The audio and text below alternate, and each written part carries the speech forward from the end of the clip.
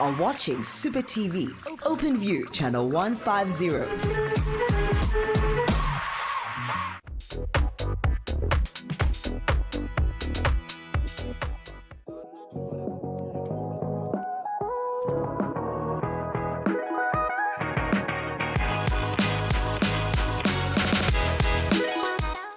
Hello, Super Viewers. Welcome to it. This is the week that was with the Daily Sun. My name is Mo, and I'm the man tasked with bringing you some of the biggest headlines that hit the Daily Sun this week. I'm not alone as usual. I'm joined by Amos Mananyetso. Yes, he's the chief and editor there at the Daily Sun. Amos, how are you doing? I'm alright. How's it, Mo? I'm good. It's always a pleasure to have you on Super TV. We missed you last week. Yes, I was off last week, so my colleague Mapula had to come in and stand in for me. All right, no, but let's talk about some of these stories. I'm very excited. A lot of mixed emotions. Today. I'm actually excited that you speak, which is addressing what's been happening in the country. A lot of stories about Zuma as well. So first of all, let's start with the first story of the day. It says, rage over Zuma and Amabuto. Am I saying it right, Amabuto? Yeah, Amabuto. Yeah. So what happened with the story? Because I kind of read through it, but I was not quite sure what was going on. Yeah, look, I mean, obviously this story is one of the many stories around the president or former president Jacob Zuma this week. It was a big news week for South Africa and everyone really, even people who are not used to reading the newspapers or following the news and current affairs. They had no choice this week but to follow because almost like every hour there was just a development after development. So Amabutu is the Zulu regiment that is being controlled and managed by the Zulu kingdom and the king, as it were. So they have a commander-in-chief, so to speak, or a commander, because the commander-in-chief obviously is the king, but their commander is a gentleman known as Ntate Nhleko or Babu Nhleko. Others know him as Mgiligiti. So he's in trouble. Obviously the story has moved since we published the one that we are talking about because he has now been kicked out of the role, his role as a commander of Amabuto after he took the regiment to Nkandla to show support for former President Jacob Zuma without the authority of the king or the royal family. So that obviously is a serious charge. If you think about it, because these guys are almost like soldiers. You can't just be a rogue force. You have to take commands from your commander-in-chief. So it's all about, discipline as well. So they feel that this guy is out of order. He doesn't have discipline.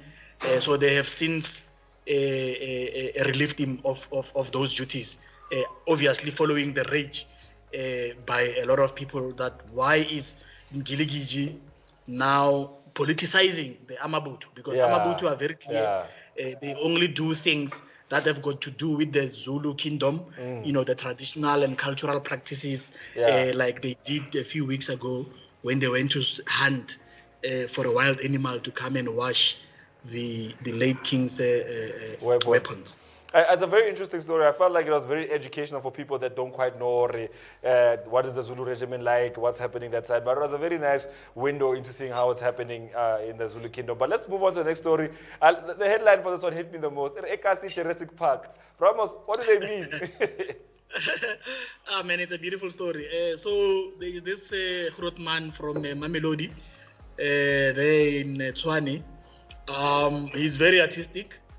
So I mean, what he's doing is very beautiful. A lot of people might ignore it, especially news organizations, because they think, but who cares?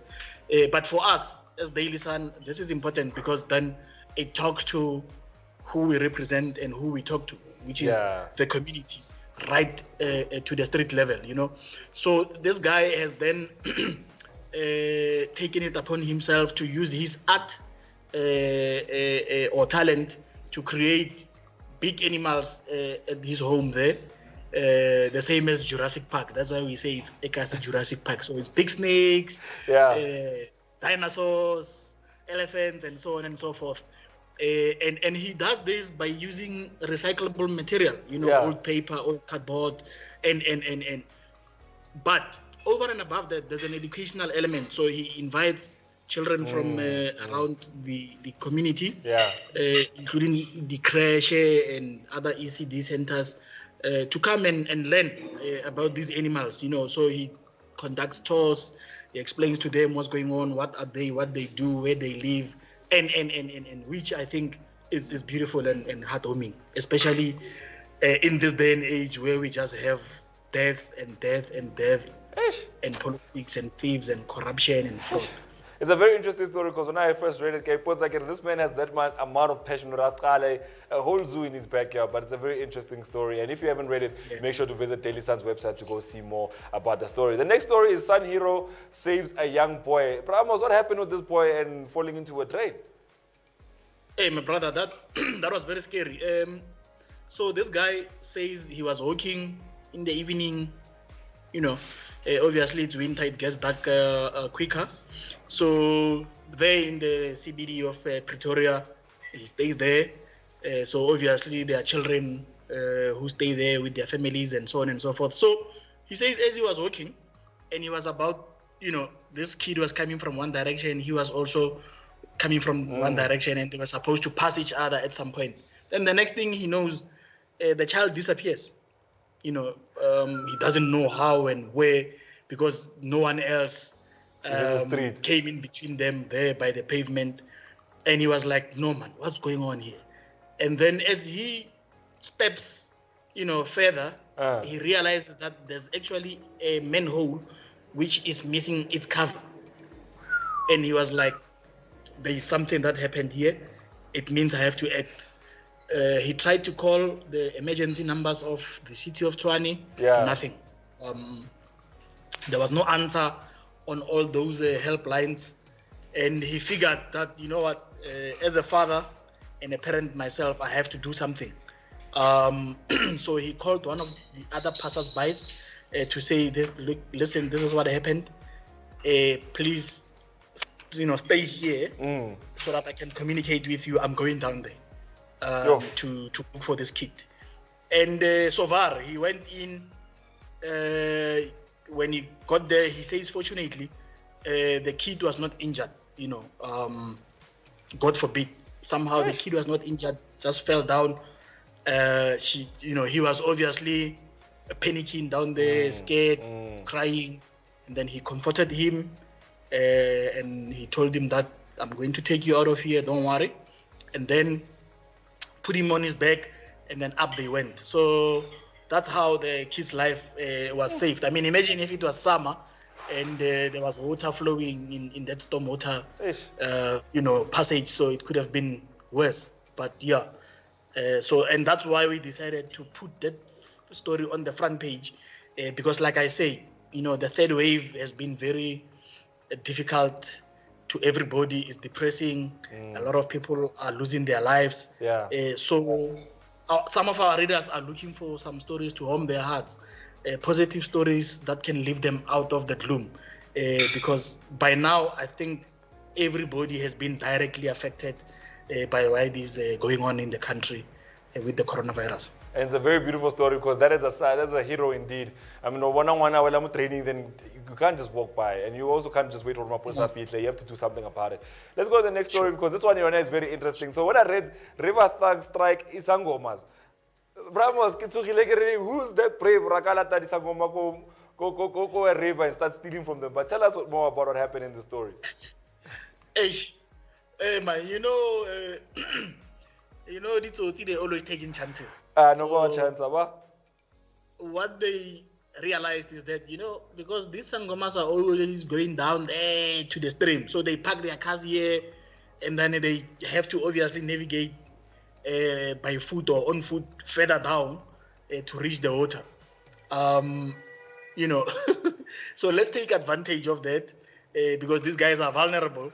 They are in a position where they won't be able to run as fast enough from there, to come and either catch us or fob us away or fight with us. So it's just really opportunistic criminals, taking advantage of these people when they go to those rivers and streams to perform their rituals. So And I think we've seen this trick before. I think in Cape Town at some point, the mosques suffered from the same thing where thugs would come and steal their shoes outside the mosque and then run away. So it's unfortunate, but those are some of the things we experience in this country for various other reasons. The thing is, get opportunities. I mean, some of my I'm going into the river. I mean, to have thought of such an idea, like, planning for night is the funniest thing I've ever heard. Because I thought to myself, no, that's a brave group of people. But let's move on to the next story. And this one is quite scary because my lady Are, she thinks her son is a zombie. Yeah, I think that story is from Soshanguve. Yeah. Very sad. This woman says my son was bright, was a normal kid from birth until high school, was doing well, but Dinto started not going well after matric. Suddenly this boy withdraws from social life. He doesn't want to play with his friends anymore. He just sits at home. He's holed up in a back room there, and he's seeing things. So every time they have to leave home, go somewhere, Ntanga or jump at the fence, he says no, there's something motivating, that he doesn't want to step on because he sees things, and when he's sleeping, he sees his grandfather who is late now. Hey man, it's a very difficult story, but obviously we try to balance the story. And talk to psychiatrists to say, under these circumstances, is there any other way to look at it? What could be the issue? How can this mom, be helped in case, there's other ways? Because obviously, YD, Ronadi Dati, we always have two ways of looking at things. So we hope that there will be some kind of help coming through for him, because it's really sad. I mean, the guy is only 22. He's got his whole life in front of him or before him that he should be, working towards. But to be in a situation like this, it's very depressing. And you could see, I mean, we had some videos. The mother looks helpless. She was just crying all the time because, she's tried, but nothing has worked up to so far. It's a very sad story because and most of the time we think that's in Hollywood, go to movie, right? So you get the movie. I say it's real life, but it does happen in real life, and families do pay the price by losing their children to such things. I mean, but it's a reality that we have to live with. But let's go to the next story. We're gonna skip the Zuma story because we already covered it. But let's talk about this one. It says drive-in eating to beat COVID. So basically, I've seen pictures of us all over social media of a place more. Our feet at our park. About fun just our muteka koleka tafunyana il. Bro, where is this place? Because quatro ya kilo bache kada. That's the Sofeng. The Sofeng in Soweto. I think it's in Midlands. So what they did because of the latest regulations and the lockdown rules, obviously there's no sit-in at the restaurants. It's only takeaways, but people like Mogodwara, so, and many other offerings they have, but obviously Mogodu is their number one selling point. So they decided, no man, let's do something innovative here. And I think in as much as it's innovative today, but this is nothing new. It's just that it's being done differently in the 21st century. Yeah. It's basically a roadhouse setup where you go park and then they bring food, this long tray to accommodate you in the car while you are parked there. And then you just chill there, wapapisa. Then when you are done, they come, they clear the cutlery, you pay and go. And so the good thing about it is that after we ran that story, there was another story the following day that I heard about on national radio. In which the Restaurants Association was now making a formal application or at least presentation to government to say, please consider giving restaurants this option because otherwise, it's very bad out there. People are That's losing bad. their jobs, businesses are closing down, and we don't know for how long, because, like I said earlier on, this third wave is really brutal. It's bad. It's bad.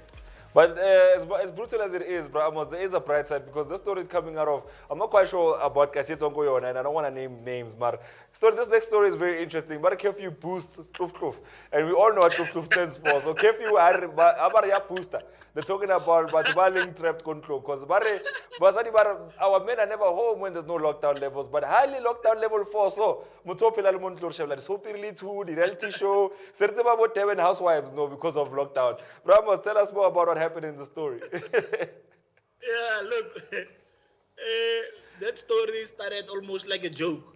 Yeah. Then after that, one of our reporters, who's very good at stories like this, Emily Mgidi, she went out to both Eastern and Soweto to try and find people who were willing to talk to us on record about this. So it took her about 2-3 days to get those voices. I think she spoke to about 6-7 people, some of them couples. Yeah, very interesting. And they were saying that obviously the wives and the girlfriends are very happy. They are saying we are grateful for this level 4 because now our boyfriends and husbands are no longer gallivanting and going to taverns and spending long hours at shebins and so on and so forth. When they come back from work, there's nowhere to go. They come straight home. Weekends, nowhere else to go. They are home. Yeah. So we watch soapies with them. We sleep early. The quality of life has improved, including there in the bedroom. So,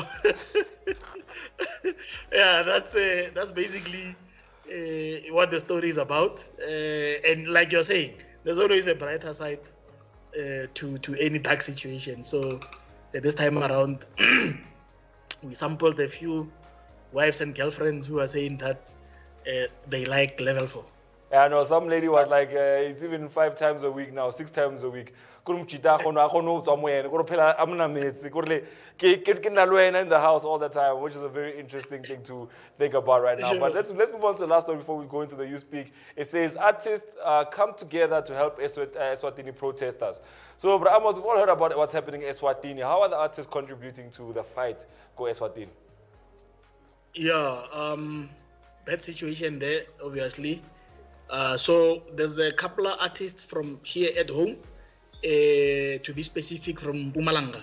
As you know, Mpumalanga is bordering Swaziland, and a lot of people in Mpumalanga have got their roots in Swaziland or vice versa. So there's always those relationships. So one of them is Kidiboni Mkabela. She's a model, artist, singer. So and a few other prominent artists that side, DJs, you name them, singers and actors. So they came together to say, you know what, how are we going to contribute towards what's happening there in Swaziland in our own way, to make sure that we lend a helping hand, because obviously the poor people of Swaziland are faced with this problem. They have nothing much to fight with in terms of resources, because obviously the state is throwing all the resources at these people. So yeah, they went on a fundraising drive to make sure that whatever they get, they can then donate to the people of Swaziland, either to buy food, either for children to get basics like your sanitation issues, especially in deep rural areas, because we know some of those challenges. So yeah, I think it was a noble gesture from their side. All right, so let me go into the You Speak. I did say that today is the episode that Jacob Zuma, basically. We skipped a story from him that was basically a story that said he was now in the orange overalls and he was now at his life as the Panditi. But let's hear what the people at home had to say. They said Jacob Zuma got what he asked for. is what the readers were thinking this week on Wednesday, especially with what happened on Wednesday night. Along with the readers, one even praised the Constitutional Court and the law for taking its course. And as you know, death is in the streets. Everywhere you look, people are passing away due to COVID. And you're wandering around without a mask. So this is what one viewer had to say. He said, if you're wandering around without a mask and you're drunk, then you do deserve what you're going to get if you catch COVID and if it ends up with you 6 feet under. So it's a very, very bleak way to put it, but it's the truth. I mean, at this point, get third wave, there's a third time with Kidali situation, so we went all the way to level 4 again, so we know that it's not a joke. This time it's quite serious. But Amos, your thoughts before we go into the digital polls? Yeah, sure. I think I must say for the past 2 weeks, our readers have been spot on. Actually, last week, either Tuesday or Wednesday, I remember telling one of my colleagues that, the situation is so bad politically in the country that all 9 letters that we had on the day were all about politics and governance, or lack of services from our, government, municipalities, and so on and so forth. So that tells you that I think we were at a tipping point as a country.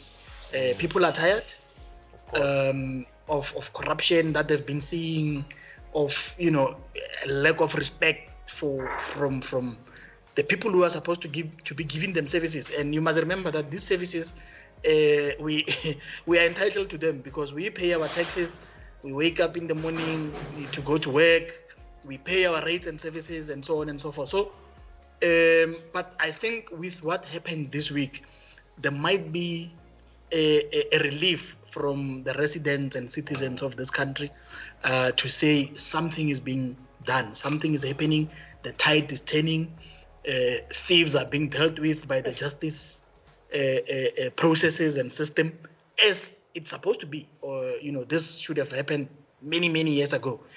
But as they say, sometimes the wheels of justice are slow in turning. So let's see how it goes. Hopefully that the graph will go up and up from now on. All right, bro Amos, let's go to the digital polls and see what the digital polls have for us this week.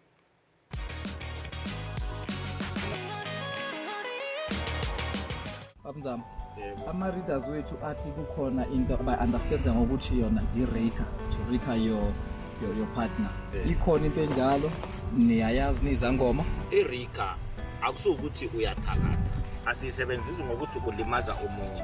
Abanye bayibiza ubheka mina ngedwa. Awukwazi ukuthi mawubona umunye umuntu usuka seukhohlwa loya umshiye endlini, akunalo omunye azosuka sekaqala makahamba. Sisebenzisa lowo muntu ukuthi sihlanganisa abantu, niyahlangana niwusebenzisa niyi-2, niyazwana. Akunokuthi ukhona omunye azoyenzela omunye angazi, ngoba lapha uzoba sekwenzani sewuyamthakaza. It's like a glue. Mina ngikholwa i-glue ngoba vele bakhona amantombazane nabajida abazayo kimi bathi isifuna i-glue, bayayazi bayibiza i-glue. Ikhona enye asithandi thina abala ukuyisebenzisa, siyezwa abanye bayikhuluma leya ngaphandle yamaloko wade leya inzima, ngoba impilo awuyazi ukuthi iyophelela kuphi. Ulokhu umntana wabantu uyashona, uyosala nobani?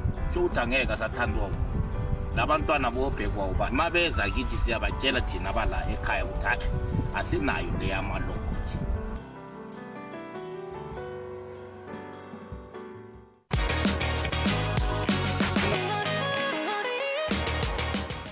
Hi, bro Amos. This one is very interesting from this week. I mean, kafela ra tseba tori tsa pegamina or no, bam shepela pegamina no shebile motwali one mar. The way he puts it, right, justify or no, le teng le babedi, le decide or no, we don't want to stray. Ya re sa batlo sheba kontle, re batlo sheba na re le two. Mar we like that last part was very interesting. Right, e yona how fetso tlhoka umsia le ma. Bro Amos, give me your thoughts, please.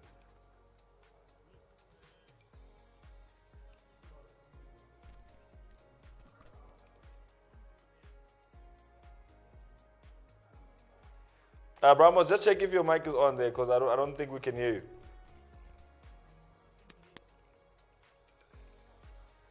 All right, no, yeah, thank you, Bro Amos, for joining us. But thank you for joining us at home here on the week that was. I mean, that digital post for me, it really struck home. A lot of people always think that it's a one-sided affair, why we don't know more to, and then it's the end of the day. But it is a great way to look at it. That just, both of you come in, let's talk about this, let's glue this relationship up. And for myself and Bro Amos, thank you for joining us. See you again next week.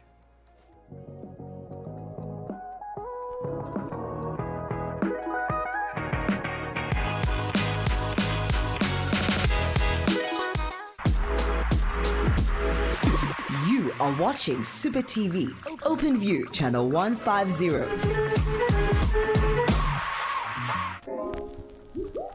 How to register a new SuperBets account. SMS SupaTV to 30978 and you will receive an SMS with a sign-up link.